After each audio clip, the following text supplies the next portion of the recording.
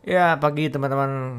Market kembali memerah ya setelah kemarin kita cek ya sebelum mendekati penutupan mingguan yang ke-10 Bitcoin ini, apakah dia akan mematahkan rekor lagi, mau ke closing ke 10 minggu berturut-turut secara merah, atau mungkin di minggu ini Bitcoin mulai berhenti dan candlenya tidak merah lagi.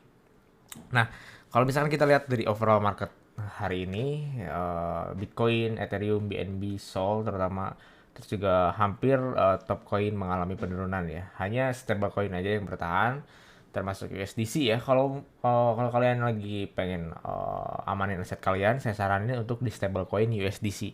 Karena untuk saat ini USDC jadi stablecoin yang paling aman nih. Nah, di sini saya mau bahas lanjutin pembahasan kemarin kalau misalkan kalau misalkan buka Bitcoin ya, kalau misalkan kita buka Bitcoin, terus kita cek daily itu sebenarnya Bitcoin ini nggak terlalu belum terlalu belum terlalu bisa langsung comeback sih, belum bisa langsung comeback karena di sini dia harus ngetes dulu 29.000 mungkin ya. Kalau di 4 jamnya udah kalau dari support yang kemarin kita saranin untuk kalau misalnya kalian mau buy ya, ini udah bikin lower lagi. Dan kalau kalau saya prediksi sih mungkin hari ini support selanjutnya dia ngetes tren yang bawah ini ya. Nah, support tren yang bawah ini sekitar 28.700.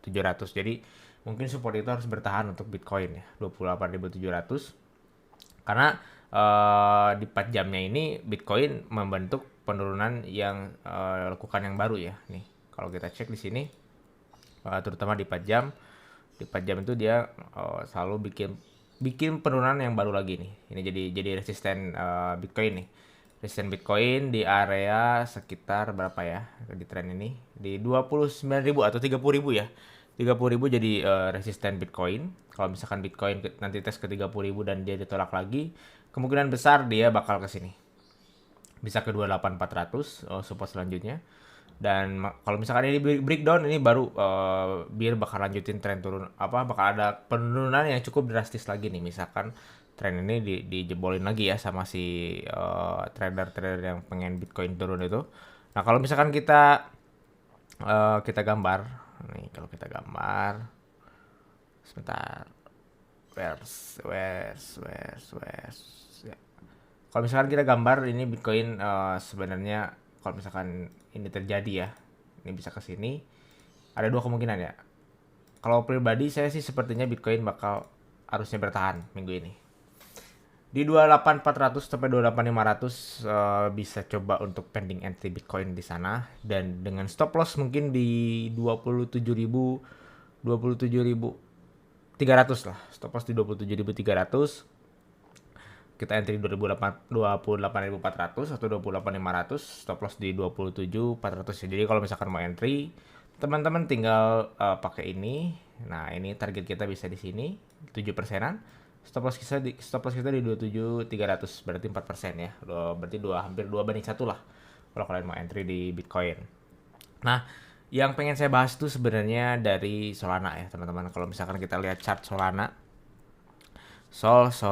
nah ini Solana ini cukup agak bearish ya, karena dia udah di 4 jamnya udah melebihi dari week sebelumnya nih. Udah melebihi dari week sebelumnya di 37,89. Nah, ini udah agak membuat week untuk jebol lagi. Saya rasa Solana ini belum, kalau misalkan ini lewat, kalau kalian mau short boleh langsung short aja. Kalau misalkan untuk spot ini belum rekomend untuk buy ya, karena belum ada konfirmasi support ini bertahan lagi nih. Karena stop loss kita pasti rata-rata orang stop loss di sini, stop loss di week sebelumnya di 37,9, dan sekarang harga sempat ke 36,7. Jadi itu mungkin udah kenain stop loss beberapa orang. Dan kalau misalkan di 4 jamnya Solana ini bisa continuation, itu juga cukup berbahaya kalau kalian main spot. Lebih baik kalau mau cari momen ya di future saja. Nah, di 1 jamnya karena memang Solana cukup masih lemah ya, belum ada tanda-tanda pembalikan ya. Kalau misalkan kita pakai indikator, kita coba pakai indikator ini aja. Ini juga masih bisa turun ya, pakai indikator stokastik juga masih bisa turun untuk si Solana ini. Jadi kalau mau open short Solana bisa bisa juga. Nah, kalau misalkan kita chart si Solana ini turun tuh karena blockchainnya sempat pause ya. Sama juga tren turunnya juga lumayan nih. Dari sini ke sini udah 23% ya, selama 3 hari Solana 23%. Nah, kenapa Solana ini bisa turun? Kalau kalian ikutin news yang kemarin-kemarin gitu ya, di 1 Juni kalau nggak salah, Solana ini mengalami blockchain itu pause dulu ya, jadi udah sebulan kemarin tuh Solana tuh blockchainnya pause selama 2 kali. Nah, ini kenapa bisa terjadi? Kenapa ini bisa terjadi? Karena kalau kalian baca di beritanya, salah satu validator di Solana itu tidak memproduksi blok baru gitu, tidak mengkonfirmasi transaksi yang sedang berjalan gitu ya, entah kenapa. Karena di statement Solana itu di Twitter nih, kalau kita cek di Twitternya ini, pada dia ngerti tanggal Juni juga, tanggal 1 jam tengah malam di kita gitu ya, dia bikin statement bahwa block production di Solana itu sedang di pause gitu ya. Nah, dia menyarankan validatornya itu untuk nge-restart dulu sistemnya gitu. Setelah itu dia bikin tweet lagi di besoknya, beberapa jam kemudian, dia suruh upgrade semua validatornya ke versi yang lebih baru gitu. Nah, ini entah kenapa udah 2 kali kejadian seperti ini, dan ini menyebabkan harga Solana ini jatuh ya. Kalau misalnya kita lihat dari Juni 1 yang tadi saya bilang udah turun 30% untuk Solana ini. Itu karena dampak blockchainnya pause. Nah, ini juga jadi salah satu kendala ya, sebenarnya kalau misalkan pakai sistem proof of stake atau hanya mengandalkan validator saja, validator beberapa perusahaan gitu ya, itu bisa, misalkan ketika salah satu validatornya error, itu bisa berdampak besar gitu. Berbeda dengan blockchain Bitcoin ya, yang menggunakan proof of work, di mana semua orang tuh bisa jadi validator gitu ya. Jadi kekuatan blockchain cukup kuat, walaupun dari segi transaksinya tuh lebih lebih sedikit gitu ya. Kalau misalkan Solana bisa sampai 50.000 transaksi per detik gitu ya, kelas Ethereum aja yang pakai proof of work itu yang kemarin masih digunakan sampai saat ini, itu hanya 13 transaksi per detik. Perbedaannya cukup jauh, tapi dari segi keamanannya, kalau blockchain pakai proof of work itu lebih lebih aman gitu ya, lebih lebih tidak akan terjadi hal seperti yang kayak gini gitu, kayak ada blockchainnya pause gitu dari Solana gitu ya. Nah, balik lagi, ada juga beberapa berita di Indonesia ya, terutama dari Jack Linko ya. Jack Linko ini salah satu perusahaan transportasi kalau nggak salah di Jakarta. Ini juga bakal menggunakan metaverse ya. Bakal menggunakan metaverse karena mereka yakin dari mereka punya pendapat bahwa metaverse memungkinkan berbagai pihak yang ingin melakukan lompatan dalam transformasi digital serta mendapatkan benefit dari penerapan teknologi tersebut. Kalau saya sih bersyukur ya, Indonesia udah mulai menerapkan teknologinya ya. Belum membuat sebuah project yang benar-benar disupport oleh government gitu di pemerintahan, tapi seenggaknya dari sektor perusahaan-perusahaan gitu, dari sektor-sektor seperti Jack Linko ini udah mulai menerapkan teknologinya dulu nih, pakai metaverse yang otomatis juga harus tahu tentang blockchain juga gitu. Nah, balik lagi ke market. Kalau tadi ada BTC Solana juga yang cukup agak lemah. Kalau misalkan kalian perhatiin salah satu si coin ini, Terex ini, kalau dari secara 4 jamnya gitu ya, dia sebenarnya trennya itu lebih lebih bagus ya. Secara trennya itu dia lebih bagus. Dia lebih bagus karena apa? Karena dia trennya naik nih.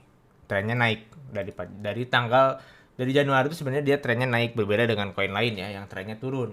Kenapa sih Tron ini bisa bertahan? Karena memang Tron ini use case-nya tuh bener-bener banyak digunain rata-rata buat terutama stablecoin ya. USDT Tron-nya itu juga kuat, terus dia juga ada rumor bikin stablecoin USDB, dan yang banyak orang pakai itu Tron tuh biasanya dibuat pakai judi gitu ya, kayak di stake.com gitu, karena itu juga memang sektor yang benar-benar bukan orang-orang yang kayak well sering masuk gitu terus keluar gitu, nggak kayak gitu. Jadi si Tron ini kayaknya lebih kuat dari bear market saat ini, walaupun juga secara 4 jamnya mengikuti pergerakan Bitcoin, tapi secara tren dari bulan Januari dia lebih kuat. Nah, kalau misalkan teman-teman lagi pengen coba keberuntungan main NFT, dari misalkan di trading gitu ya, kalah terus atau market jelek kita nggak bisa entry, kalian bisa coba main NFT. Ini ada NFT yang lagi public sale round ya, yaitu export. Nah, ini floor price-nya aja di OpenSea kalau nggak salah itu ada di 1 ETH, dan sekarang masih public price itu di 0,095 ETH. Dan kalau misalkan kalian beli di bawah kalau kalian beli di bawah 0,095 ETH di OpenSea, itu berarti ada orang yang ngejual, tapi orang yang ngejual itu bakal kena penalti sekitar 33% kalau nggak salah. Misalkan kalian udah beli NFT ini, Terus kalian juga jual setelah listing tuh di bawah harga public sale. Nah, itu bakal kena penalti 33% otomatis dari smart kontraknya gitu. Jadi benar-benar orang apa yang beli export NFT ini benar-benar untuk use case dari si NFT-nya ini karena kalian bisa ikutan IDO, launchpad dan segala macam. Dan rumornya nanti akan ada launchpad expert-nya itu bakal segera listing bakal segera diterapkan gitu ya. Bakal banyak project yang mengadakan launchpad di si launchpad-nya punya si Fishpack ini. Nah, mungkin dari overall market kali ini, saya rasa mungkin Bitcoin kalau secara mingguan kita harus perhatiin terus ya. Mungkin akan kita bikin video sampai nanti. Besok juga saya bakal update karena besok tuh menjelang weekly close ya, weekly close banget.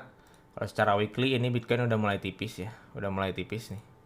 Udah mulai tipis. Kalau misalkan ini jadi red candle lagi, saya rasa ini sejarah baru lagi buat Bitcoin dan BIR masih menguasai ya, tapi seenggaknya udah mulai bergerak agak slow lah. Agak slow. Jadi buat kalian yang masih trade, tetap perhatikan candlenya, perhatikan juga marketnya seperti apa. Kalau misalkan kalian udah di posisi profit, jangan lupa untuk take profit.